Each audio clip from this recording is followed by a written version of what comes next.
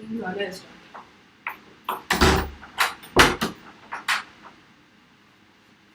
Not started yet.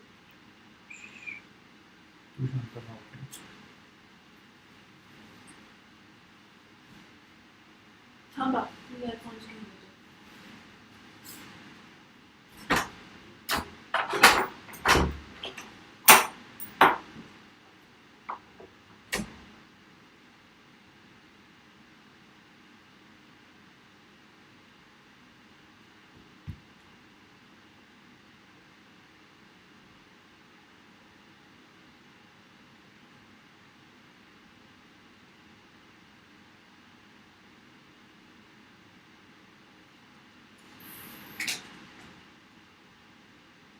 Alright, so we will start in a minute.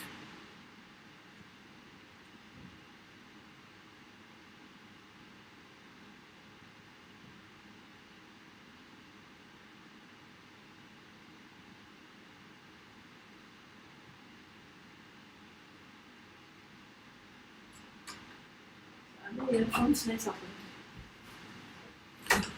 Okay, so good afternoon and welcome to this special session on improving your productivity, especially handling your procrastination. As you know, we all procrastinate, and to a lesser or greater extent, we all procrastinate. But imagine your life without procrastination. We want to leave this habit, but the habit doesn't want to leave us. Why does this happen, and what can be done about it? So before I start my presentation today, let me thank the Pearson Academy of India, which is also a division of the Pearson Education. These people are in the area of psychological assessment. They are the pioneers in the area of psychological assessment, and I myself use a lot of psychological assessment tools by Pearson. I want to welcome all the students of IIT. I want to welcome all the psychologists and professionals from many companies who are watching this stream now. So without wasting much time, just imagine that if you stop procrastinating from tomorrow onwards, of course, like from tomorrow onwards, not from today. So how your day would be different from since the morning? How would it be different? Let's say that you don't procrastinate anything. How your day would be different? How would that make a difference in 7 days? If you don't procrastinate at all for, let's say, 1 month, how would that make a difference? And if this continues for 6 months, where would you be? What kind of goals would you have achieved? At the same time, imagine if 1 year down the line you have not procrastinated anything, what difference would it make in your life? 5 years from now, you have not procrastinated anything, where would you be? Right.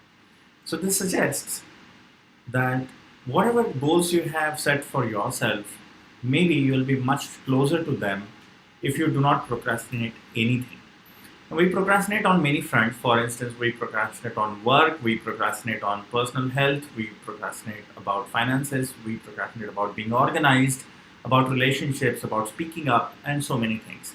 So if all these areas are so seriously affected by our procrastination, imagine just changing one habit can take you closer to the goals of whatever you have set in your life. I remember an incident about a PWD contractor who was introduced to me by a friend, and he said that I don't have a psychiatric problem, you're a psychologist, but can you help me with something? I said, like, okay, what do you want my help in? So he suggested that he has a target of 100 crores per year, but every year he's not able to reach that target. Somewhere around 80 crores or 80% of his target, he achieves it, and then he does not achieve the target at all.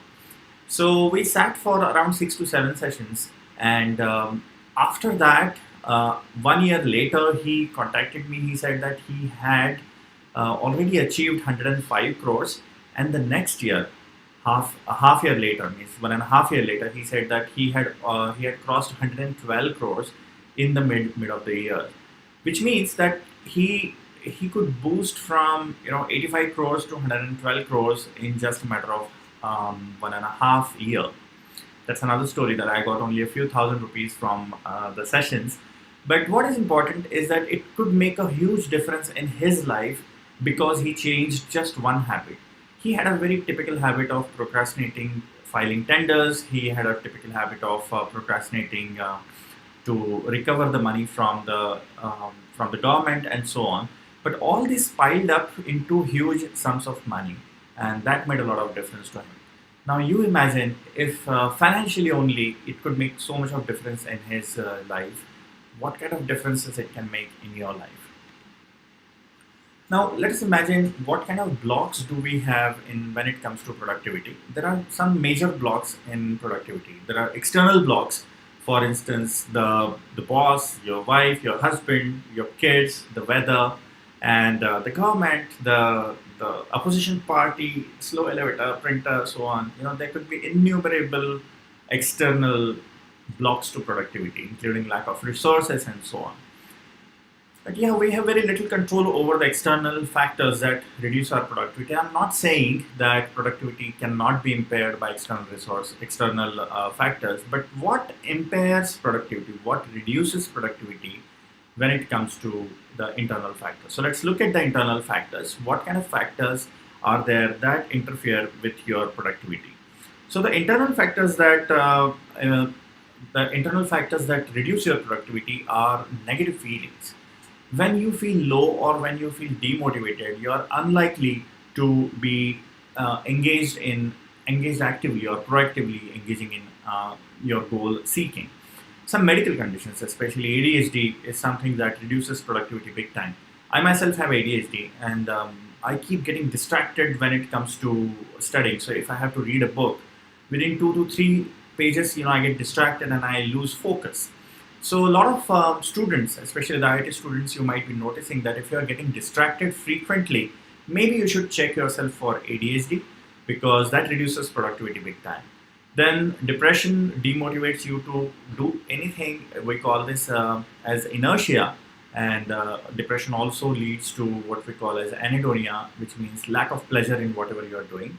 Anxiety also stops you from doing certain things. Vitamin deficiencies big time. We see a lot of vitamin deficiencies, especially vitamin B12 and D. These mimic the symptoms of depression and anxiety, so you need to check them. Also, hormonal disturbance, especially thyroid. Hypothyroid can lead to inertia, which reduces your productivity to a large extent. So you don't have to spend a lot of energy into thinking what you may have. You just have to visit a general physician and let the physician diagnose what kind of problems you have, and they may prescribe some supplements.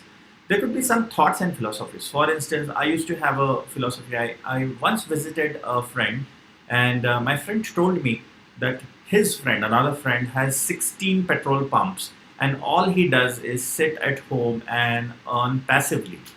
So I developed this philosophy that I need to have passive income in my life, and I need to stop working, and I need to reach a position where I would have passive income.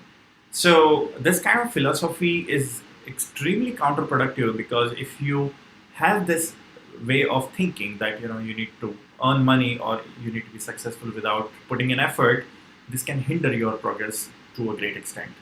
And then the last one is acts of omission and commission, which means there are certain acts that we do repetitively. For instance, engaging in addictions or repetitive checking of mobile phones or internet addiction. This is acts of commission. You do certain things that impair your productivity. And there could be acts of omission, especially procrastination. So if you avoid doing things, that can big time reduce your productivity. So we are going to focus today on the acts of omission or procrastination. But why are these habits maintained? We know that these habits are not very good for us. But why do we still maintain these habits? It's because we get away with it. Remember, many times you rushed into the last moment presentations, last moment submissions, but nothing happened. Nothing happened. You got away with it. So it reinforces that this is okay to procrastinate. Many times people drive without a helmet, drive without a seat belt. They never meet with an accident, and that reinforces their habit that nothing is going to happen. So getting away with it is the culprit, where it reinforces the habit. But what starts the habit? Why do we do such things in the first place? Let's look into procrastination. What is procrastination? someone tells you to do something now, or you yourself tell yourself to do something now, the simple answer is no, I don't want to do it. It's actually act of putting off a task to a later time that you know is important. It's important to know that procrastination has the procrastinator has an insight that the thing that he's procrastinating or she's procrastinating is important to be done right away. But they still do not do it and substitute it with a less important task.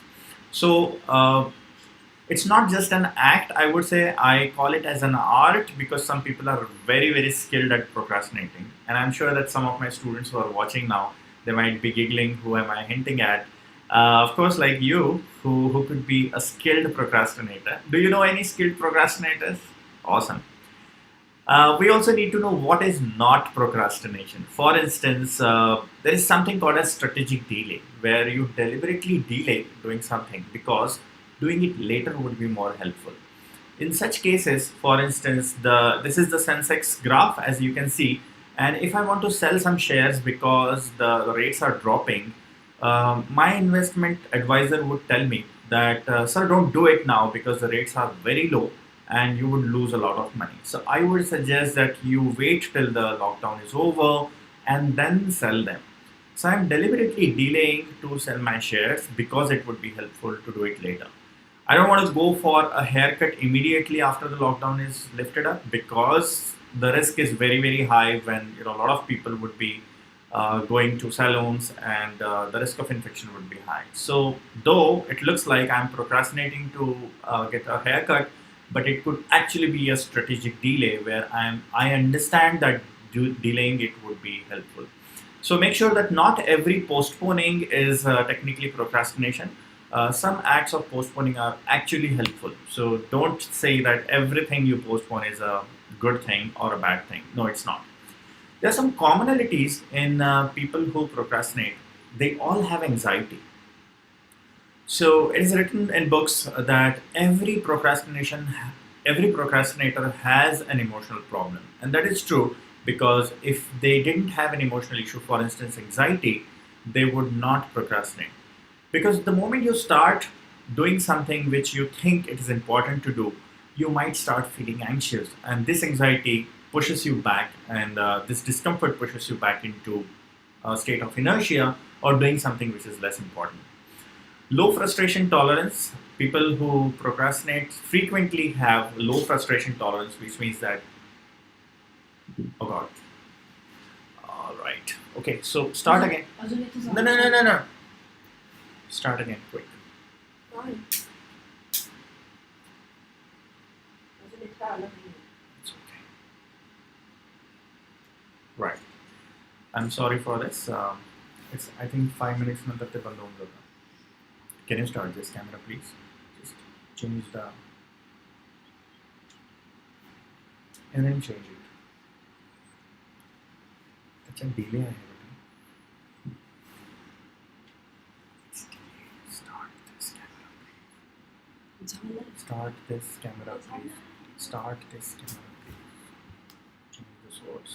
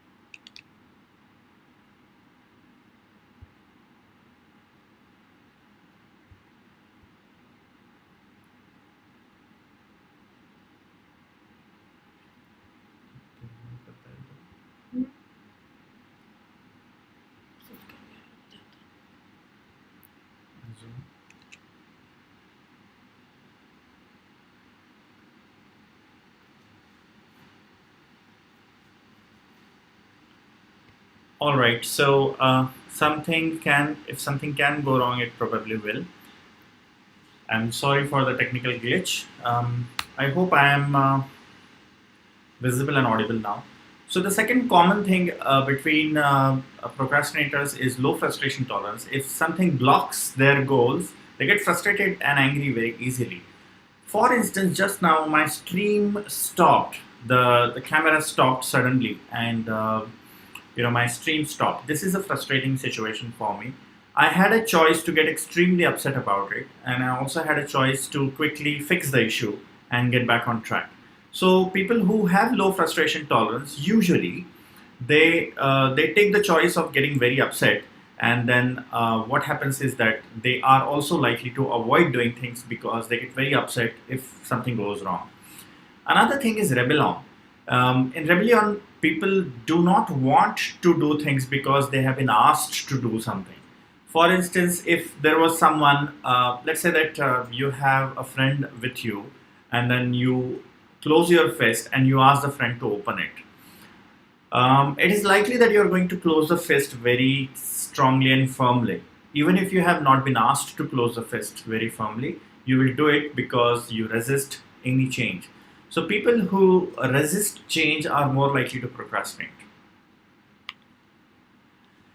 Now, as I said that it's an art of procrastination, it's not just a simple thing, it's not just an act, but it's an art, and some people are skilled at it. There are styles of procrastination.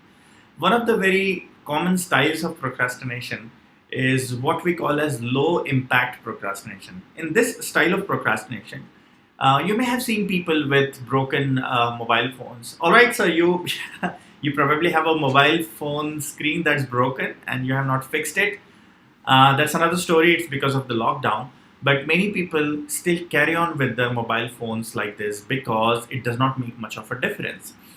I think this is the most common style of procrastination where the procrastinated task does not make much of a difference. And because it does not make much of a difference, people continue to postpone it. But the real fact is that in the longer run, things pile up one after other, and a summative effect of it is like it's a huge pile up of things that has been procrastinated. It gives you free floating anxiety. So when you wake up in the morning, you're more likely to feel very anxious because there are so many things that you have postponed. Everything is a small task, but the summative effect is huge. Another style of procrastination is what we call as perfectionist style of procrastination, where the procrastinator demands that the outcome has to be perfect. And unless everything is perfect, for instance, the internet speed has to be perfect, my outcome has to be perfect, my mood has to be perfect, and because they demand that their outcome must be perfect, they just don't start doing it. So I know of a musician who is perfecting one song since the last 10 years, and he has not released even one single song. And when asked like, why are you doing this, he said like, I want to release a song that's like absolutely amazing and it's going to break all the records. And in the meantime, many young people have come in and they have released their songs. They have improved on their previous songs. Some of them were hits, majority of them were flops. But at the same time, they improved on their own work because they started doing things. So if you are into this style, we know how to break it. Just wait and watch. This is a perfectionist style of procrastination. We recommend that you aim for excellence, but if your perfectionism is getting in the way of you doing tasks, you better be aware.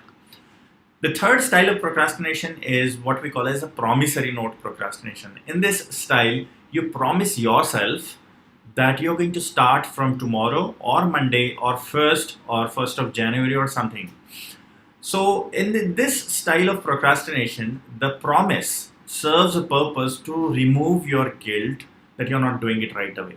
Because you have already promised it to yourself that you're going to do it later, it relieves the guilt and you get a permission to not do it right away.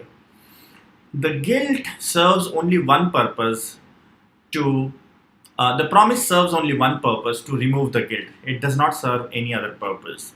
Especially, you may have seen people who wear a helmet, but they do not apply the clip. They do not secure the clip. So the helmet serves the purpose only to escape the traffic police and not being caught. But the helmet does not serve any other purpose. It does not save you from an accident or an injury.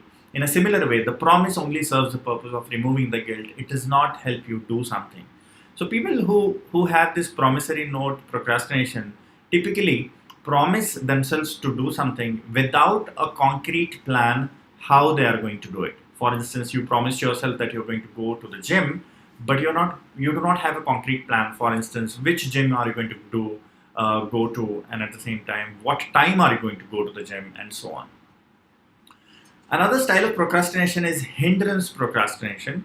This is a very interesting style of procrastination where people deliberately do not do something because if they do it, then somebody else's tasks would be reduced. So, as you can see, this is a barricade. It looks like it has been put up for cooperation, but in fact, it is not cooperation, it's hindrance. You may have seen such hindrance procrastination in offices where the person wants something from you and they do not do it because if they do it, then they won't get what they want. So deliberately hindering another person's progress is this style of procrastination. Many narcissists do this because they don't want another person to go ahead, and they deliberately stop other person's work, or they don't cooperate. This is hindrance procrastination. One more style of procrastination is very interesting. This is what we call as a roller coaster procrastination, especially seen in students who are appearing for their exams or they have to submit something. Their productivity goes up the night before and it falls down suddenly when the exam is over. So throughout the year, their productivity is on an all-time low, but just before exams, their productivity goes up. This is true about deadlines. If something has a deadline, their productivity goes up. And if it does not have a deadline, their productivity remains low. So this kind of up and down roller coaster kind of productivity is because of a very peculiar thought pattern in people's head. In one of the experiments that was done, a rat was made to run on a treadmill, and there was a piece of cheese at the end of the treadmill. So the rat would run towards the cheese to grab it. But what happened is that the scientists noticed that as the rat was very close to the cheese, he would not jump and grab the cheese, but slow down, because the rat probably thought that it's very close to me anyway now, and I can grab it anytime. So the rat would slow down, and because the rat slowed down, the treadmill would push it away from the cheese. And when the rat went away from the cheese, the rat got anxious. Oh my God, the cheese is getting away from my hand. And then he would start running faster. So it was like a roller coaster, up and down level of activity and motivation in the rat. And the rat would never get the cheese because he had what we call as a premature sense of satisfaction. So if you, say for instance, have aimed for losing or gaining 10 kgs of weight, and then you achieve a goal of 3 kgs, for instance, you get so, I would say, satisfied that yes, I know how to get it now. And then suddenly your efforts go down because you get satisfied easily. This is also true because you may have posted your photographs on social media, and that gives you a premature sense of satisfaction. And this premature sense of satisfaction would reduce your motivation to achieve the rest of the goal. So again, it's said that do not declare your goals to public before you achieve them. This is because you get a premature sense of satisfaction. Also, do not do it for public approval, because once you get the public approval, the overall motive for achieving the goal may be reduced. So this is another style of procrastination where you prematurely get satisfaction and your productivity is up and down. Another style of procrastination is interesting, where you view yourself as bigger than what you are, and you have a grandiose sense of self or an inflated sense of self. We call this as narcissistic procrastination, where people view themselves as great people than another person, or they think that the task that they are supposed to do is not up to the mark. So many intellectuals get into this trap because they think that this task is anyone can do, even a first year student can do. I shouldn't have to do it. I will do only tasks that are intellectually stimulating. I will do only tasks that are really challenging and up to the mark. So any other thing I am not going to do. Remember, in success or in any kind of hard work, donkey work is a part of work. And if you're not ready to do donkey work, then you're probably engaging in this style of procrastination where we call it narcissistic procrastination. You demand that the work absolutely must be up to your mark. The last style, there are many styles in fact, but I would discuss this last style of procrastination where the lateness had served some purpose. For instance, once upon a time you went very late to the meeting and the meeting had not even started. So you saved yourself from a lot of trouble and you didn't have to wait for a long time, and then everything was fine.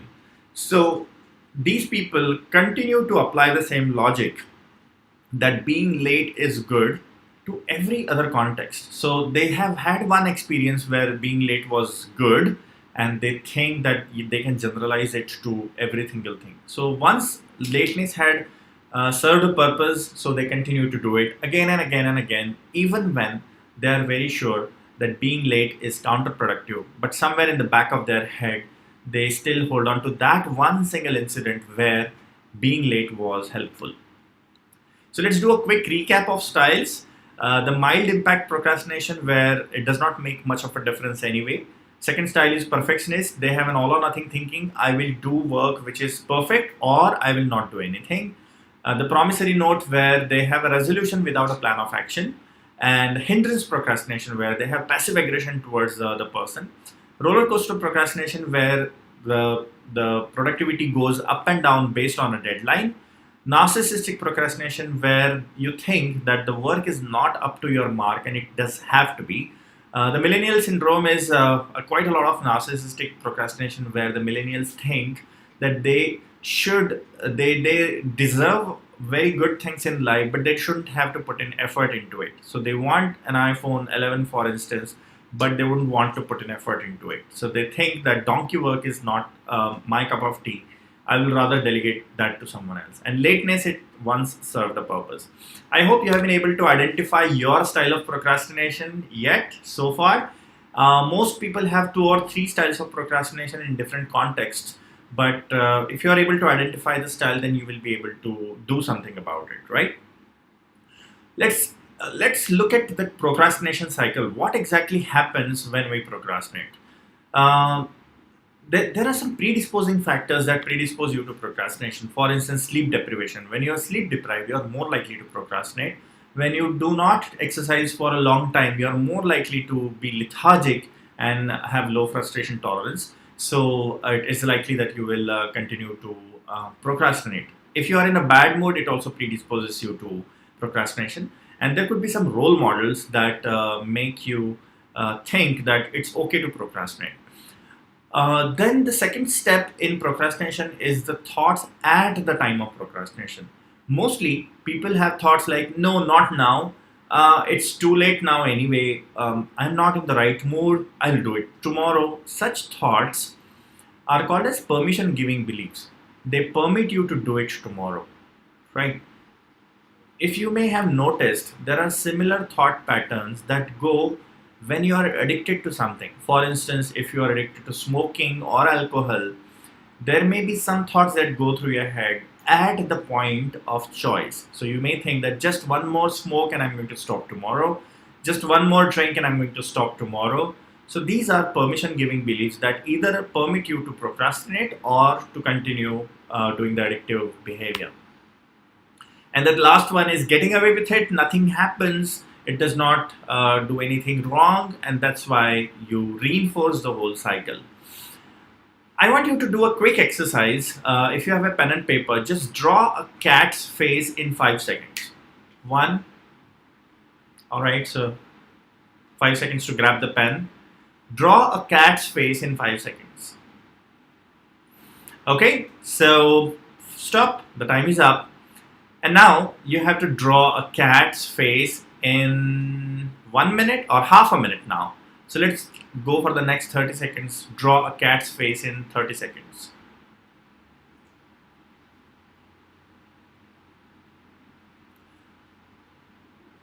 Okay, which one was better? Apparently the one which you drew. I know that you didn't draw it, but you at least could have imagined that you are drawing a cat's face in 30 seconds. The 30 seconds cat face is slightly better than the 5-second cat face is because you had a little more time to add detailing to it. Remember, you can always get away with doing work at the last moment. You may get that energy and you may finish the tasks, but you may not get sufficient time to add detailing to it. So if you start early, another advantage of starting early is you get a lot of time to add detailing to it. You also leave time for buffers, which is something can go wrong, and then you need to understand that something can go wrong. Like just now, something did go wrong, but I had the plan B and plan C ready, so it didn't waste much time. So if you procrastinate, you do not leave time for buffers. So let's get into techniques. Let's discuss the techniques, how to get over the habit of procrastination. Keep your questions ready. If you see under the description of the video, you will see the link to a Google form. And if you want to ask questions, just click the Google form, write down your question with your details. If they are optional, of course, but if you write down the question, I'll be able to answer these questions. I'll try to cover as many as possible, but please write down the questions only in the Google form. One technique that I frequently suggest people who procrastinate is what we call as a double column technique. As you can see on the screen, it's a very simple technique. So take a pen and divide the page into two. On the left hand side, write down excuses, and on the right hand side, you need to write down action thoughts. So instead of writing excuse, you could also write a permission giving belief or a thought that hinders me. So it's an unhelpful thought that hinders you. So let's go to one specific incident where you procrastinated at the choice point where you could have done something and you chose not to do it. What was going through your head? Mostly you may have a thought like, I'll do it tomorrow. So write this down in the left hand side, and then you need to generate a new thought that would answer the thought that's written on the left hand side. The new thought would be more action thought, or it would be a more helpful thought. So you may generate a new thought, something like, okay, I'll do it right away. Write down the thought on the right hand side. It doesn't stop here because your brain is smart. It has already decided to postpone. So it will generate a new excuse or a permission giving belief. So the new excuse would be, but I'm not in the mood right now. So write down this on the left hand side and generate a new thought that has to be written on the right hand side. Can you please get me a glass? So though I am not in the mood, I will do a little bit of work right now would be written on the right hand side.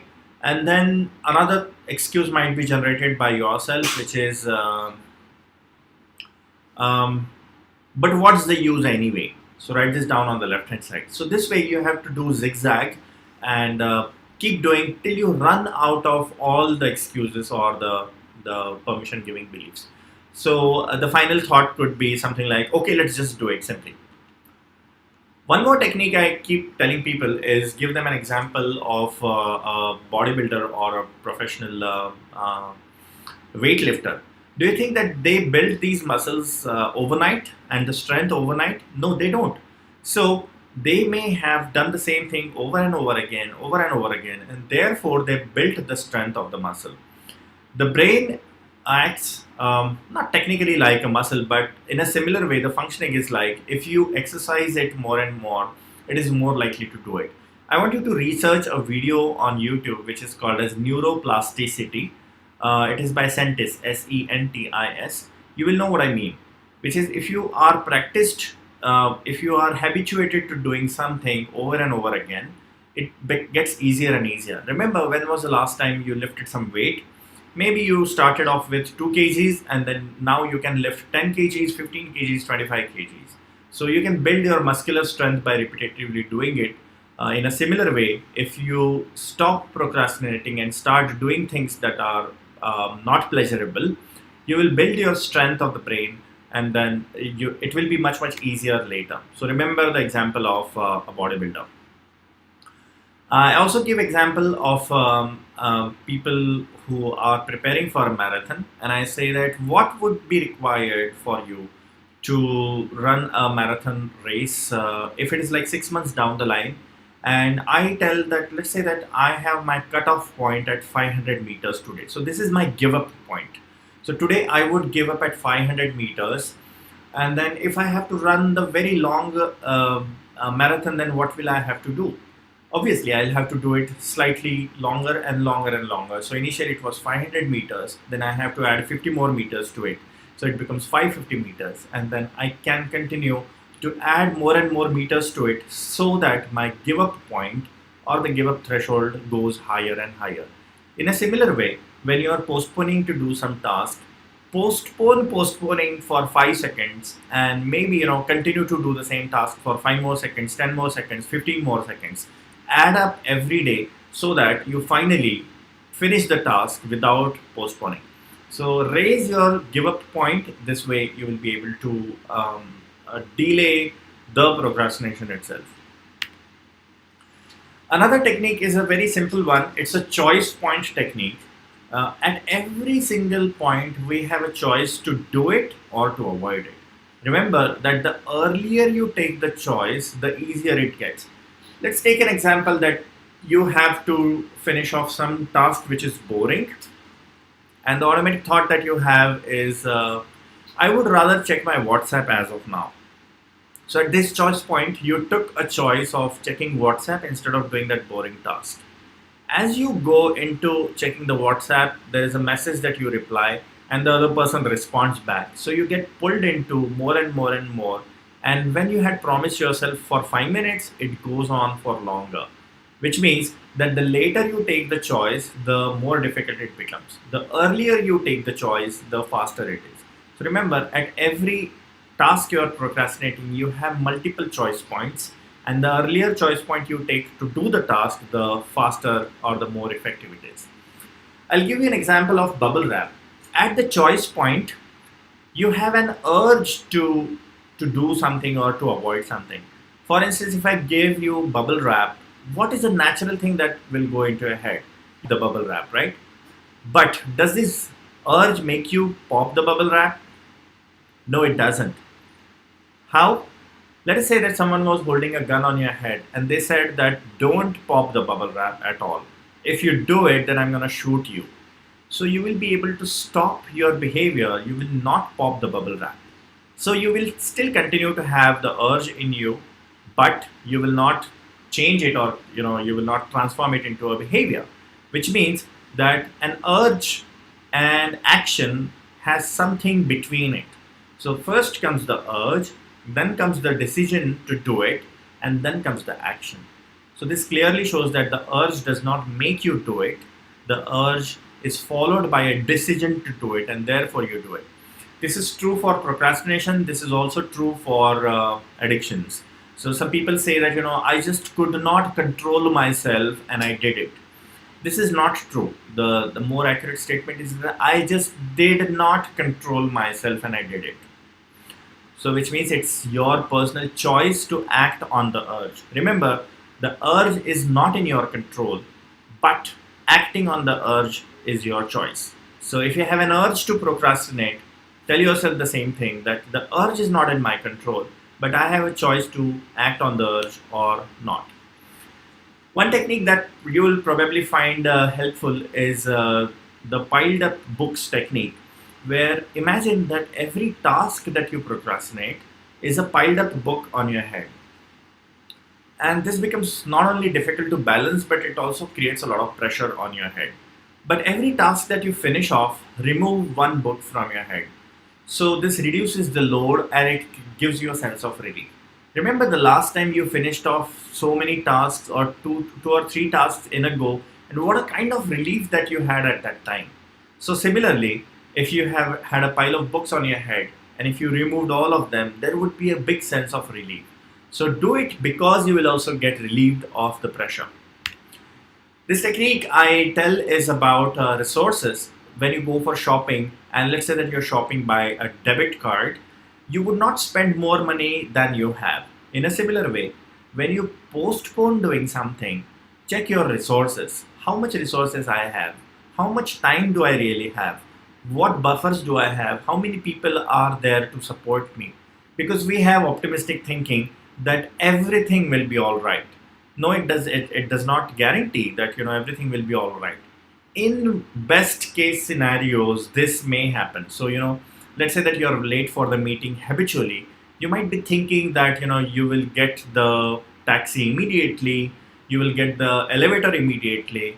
The weather would be perfectly fine, and there would be no hindrances. There would not be electricity failure. There would not be any other problems.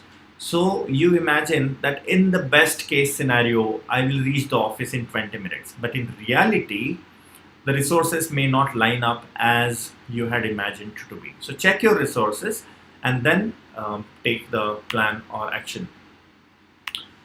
One more way to stop procrastinating is to check history. So rewind your tape in your head. What was the last time, when was the last time you had procrastinated and what went wrong? You had imagined that everything would be all right, but was it really so? And when things went wrong, it's likely that you had imagined that everything would be okay. But in reality, many times the things don't fall in place. So rewind last time why things went wrong, and then you'll be able to take a decision next time. Right? As I mentioned earlier, ADHD is one way where it distracts you from doing something, and then people, what we call as sidetrack very quickly. So just like you will not drive and text at the same time because you will get distracted, many ADHD people who have ADHD, they get distracted by their mobile phones or something interesting. And even if you don't have ADHD, it is common for you to get sidetracked. Leave the distractant alone or probably out of the room. And if you're getting frequently distracted, check yourself for ADHD with a mental health professional. I'm sure Pearson has a scale for ADHD who they would be happy to guide you with that. But remember, you need to get rid of the distractions first. Keep them out of your room, especially if it's a mobile phone or a computer. Keep it out of your room. Of course, if you want to work on computer, that's another story. But as far as possible, first remove the distractions from your room. Even if it means it's your spouse or partner, remove them from the room and then start working. I love the festivals and I have a sweet tooth. But let's imagine that you are offered tea or coffee, and before tasting tea or coffee, you're given some sweets. Would you be able to enjoy the tea or coffee?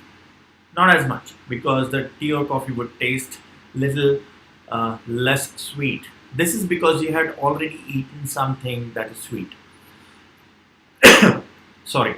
In a similar way, when people procrastinate, they do something that is more pleasurable first. For instance, checking the mobile phone or surfing on Tinder a little bit. So they do something that's more pleasurable, and they think that after this pleasurable activity, I'm going to do the work that's hard.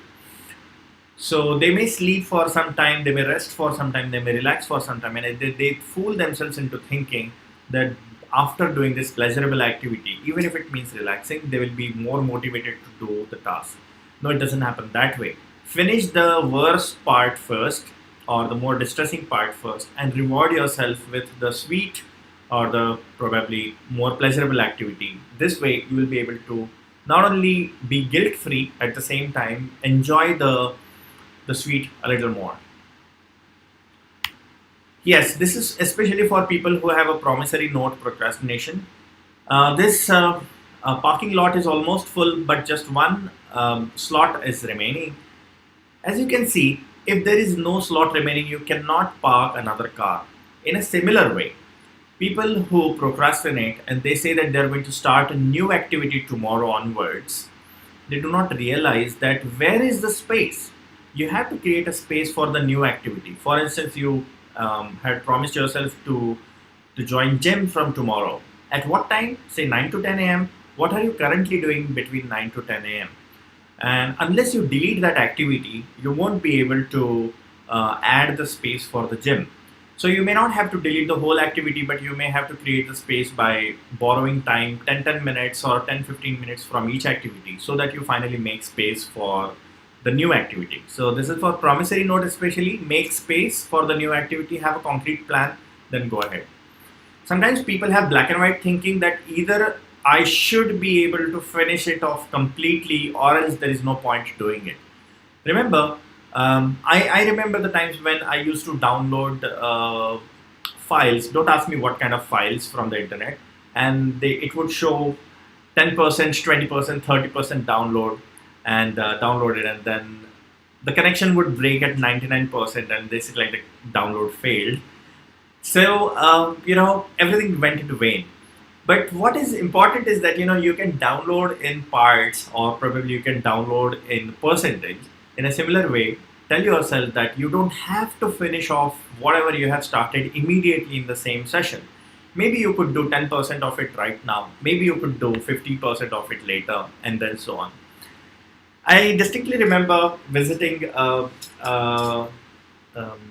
five-star hotel more than once, and once I went to the hotel and I went to the restaurant for breakfast, and within 5 minutes I had not placed an order for anything, and I remember distinctly that my podi dosa, which is my favorite, it arrived on my table without even ordering it. And I was just like, who did this? How does the person know? And I was shocked and pleasantly surprised, of course. So I called up for help, and I said, who did this? So they pointed out to the chef. They said that the chef Vikas, who saw you walking into the restaurant, and he knows that you like the podi dosa. So without asking for it, he just made it for you. That was so sweet of him, and it is more than 100% that what I had asked for. Many times we procrastinate doing things, and it's like way below that 100% what we are expected to do. Aim at delivering more than 100% what you are expected of. And I'm sure that I'm not going to go to any other hotel besides that hotel, because I am more than satisfied with my experience there. So have a habit of delivering more than 100%, and you will also know that the best way to do is to stop procrastinating. Okay, we have only 2 minutes more presentation left, and after that we will start the question answer session. I hope you have started asking questions in the form, Google Forms below. Before we start doing something, many of us have a condition that we put, like, unless I am in a perfect mood, I am not going to start. Unless the weather is perfectly cool, I'm not going to start. Unless the other person cooperates, I will not do it. Ask yourself a question. Remember, for the most important task that you are postponing, ask yourself, what conditions must be met right away? The conditions could be internal, the conditions could be external. So I must be perfectly motivated. This is internal condition. External condition would be everything that is required for that should be in place. So remember, when the more conditions you put on yourself, the more likely that you will procrastinate. Many people put motivation as the condition, and they think that unless I'm in a perfect mood, I'm not going to do it. Remember, motivation is like the smell of cooking food. You may get motivated after you start working or start doing it, but you may not get motivated at all. If you demand that, for instance, you want to make biryani, and you demand that the smell of cooking biryani should come first, and then I'll start cooking biryani. It just doesn't make sense. You have to first start cooking it, then you will smell it, right? In a similar way, motivation is like that. You may get motivated after you start doing it. Don't wait for motivation, because it may never come. And any which way, motivation is not necessary for doing things. How many times have you taken a morning flight? How many times you have gotten up in the morning or done things that you didn't want to do? Many times, right? So which means that even if you're not motivated to do something, you still can do it and finish the task. So don't wait for motivation. Some people also think that, of course this is weird, but they think that there has to be a muhurat of doing something. All the 9 planets, or whatever number of planets are there today, they should be in a perfect line alignment like the textbook, and then only I'll start doing.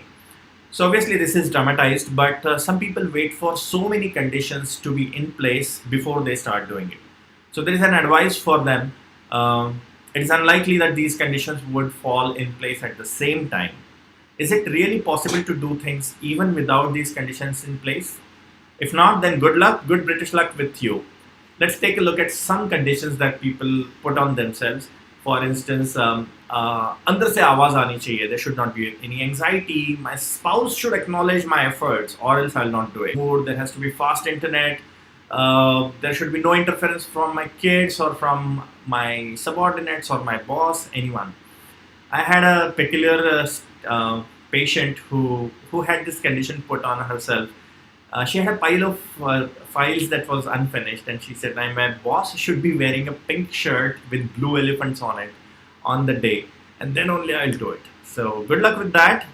Things are not going to fall in place for you. So we have this set of conditions. There is another peculiar thing that condition people put. There should be a big payoff for whatever I'm doing, or there should be no risk of doing, or there has to be a huge penalty. Unless there is a huge penalty, I'm not going to do it.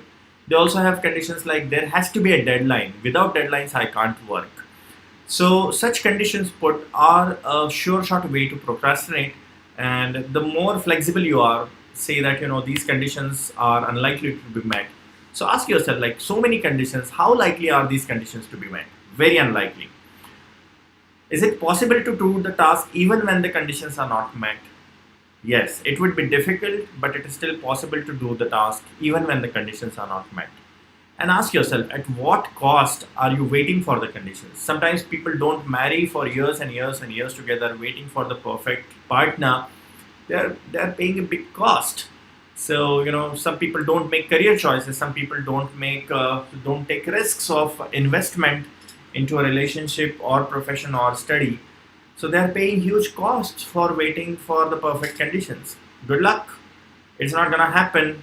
You have to put up with the fact that conditions may not be always favorable and not exactly the way you want. And you can still do things even if things are not in place. Find a way. For instance, now we are all locked down, and then initially we did procrastinate a lot of things, and some of us are still procrastinating to do things. But worst case scenario, let's say that this lockdown remains forever and this is the way that we have to live. Then we will have to adapt to the way of living, and we cannot procrastinate forever. We will have to find out a way to work around the problem. So create ways to work around the problem, and that's the way to go. All right, so I will take some questions now. Okay, interesting set of questions I think I have come across. I want to thank Pearson Academy of India. It's a world leader in psychological test publication, and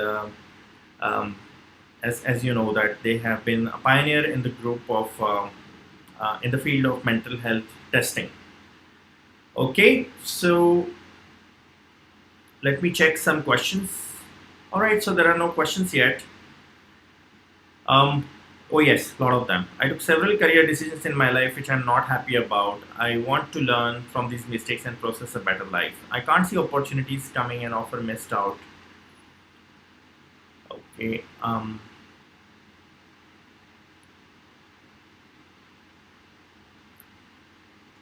After studying 6 to 7 hours daily for competitive exams, I have some anxiety and discomfort in my mind. Find out what are the things that you're anxious about, and write these thoughts. You definitely might be predicting something negative is going to happen. Tell yourself that there is a probability that it may happen, but there is no guarantee that it will happen. When we are anxious, we also blow out of proportion the badness of what may happen. So get a realistic estimation of how bad it would be on a 0 to 100 scale, and you also doubt your coping capacity with it. So always remember that you may be able to deal with it, though it is possible that you may not be able to deal with it. So be realistic about what may happen. How can one positively use procrastination? No, you cannot use positively procrastination. Only strategic delay is technically helpful. If it is procrastination, then it is definitely unhelpful. Don't try to get into that trap that you can use procrastination positively. How can a proper time schedule help in avoiding procrastination? I think many people do schedule properly, but they still fail to follow that schedule. Now, proper scheduling is a base. I would say that you need to schedule your things well, but it's not sufficient. It does not stop people from procrastinating. There have been lists of tasks to do, but people still avoid it. At the choice point, what are you thinking? Change the way you're thinking at that time, and that would help you break the habit of procrastination. Again, you need to practice this over and over and over again, hundreds of times, to break the habit. and it may still come back. So every time it comes back, you still have to practice it over and over again. How to remain disciplined always? Good luck. You cannot be disciplined always. It's black and white thinking, it's perfectionist thinking. So take a choice of being disciplined as much as possible, or the more disciplined you are, the better. So you cannot be disciplined always. You're human, so allow yourself to make mistakes, but being human, you can also choose to be disciplined. Once I sit to study after 15-20 minutes, it seems like my mind is turned off. Check your vitamin B12 and D levels, and also thyroid levels, which is TSH levels, and check your sleep habit. Are you getting enough sleep? For instance, 8 hours of sleep. Are you getting it or no? Wow, all questions clear, no doubt. How can we standardize the education lifestyle for current and future generations? Very good question. I would say that students need a lot of life skills training so that they can be more and more efficient. I think a lot of students need this webinar, for instance, focuses on one habit only, which is procrastination. They also need a lot of skills like emotional management, managing their anger, depression, anxiety, suicidality, managing conflicts in relationships, how to be assertive, how to manage time, how to handle a crisis, how to take decisions. I hope that Pearson and NPTEL take up these issues one at a time to help students, because there are innumerable issues that students face, including addictions. So screen addiction is a big issue. I think that also needs to be addressed.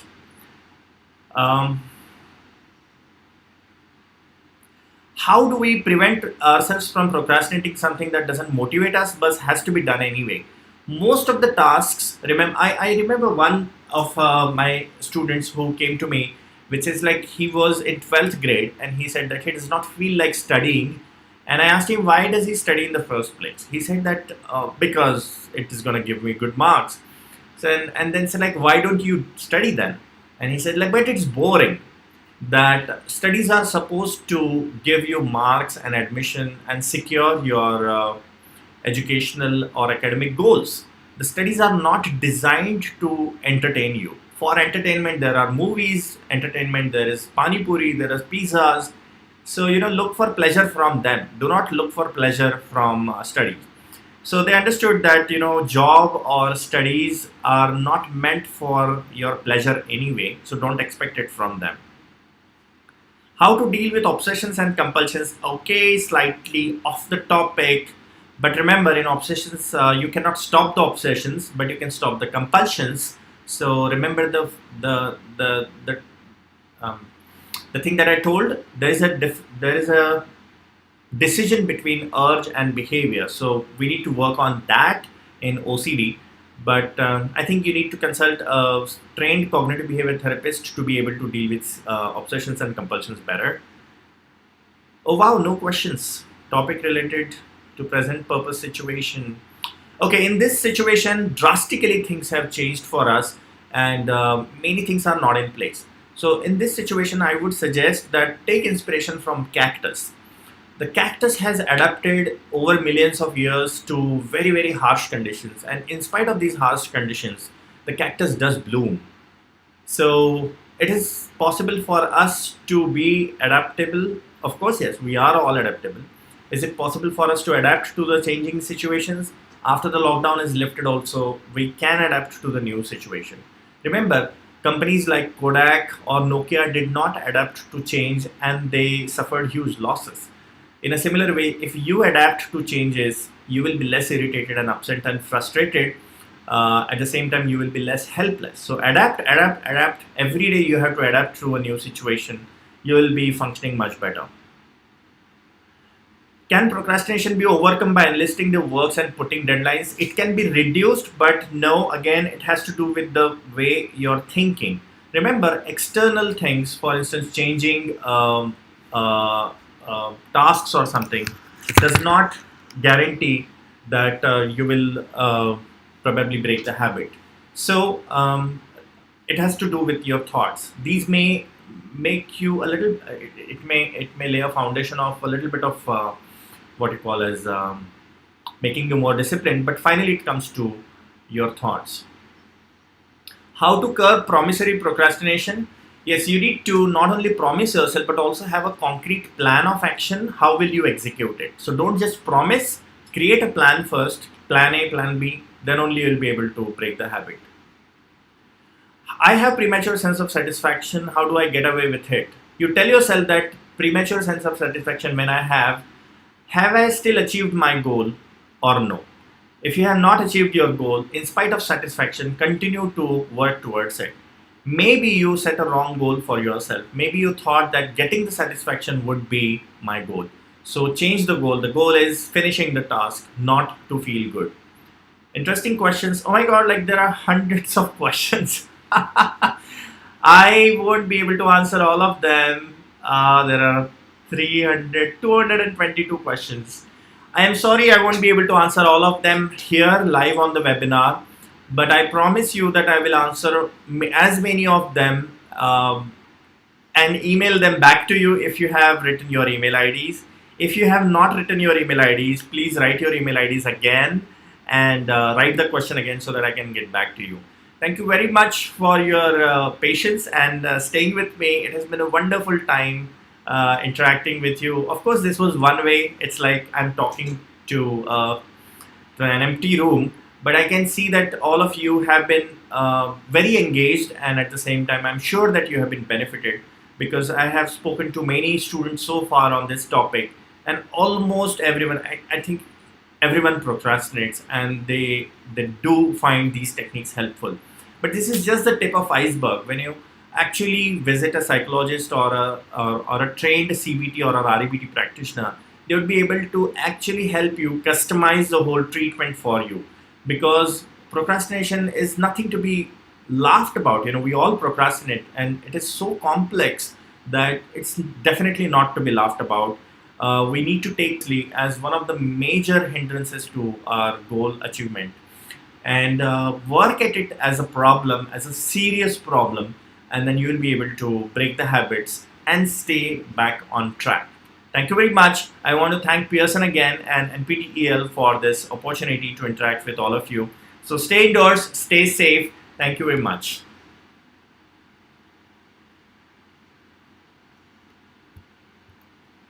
Can you summarize?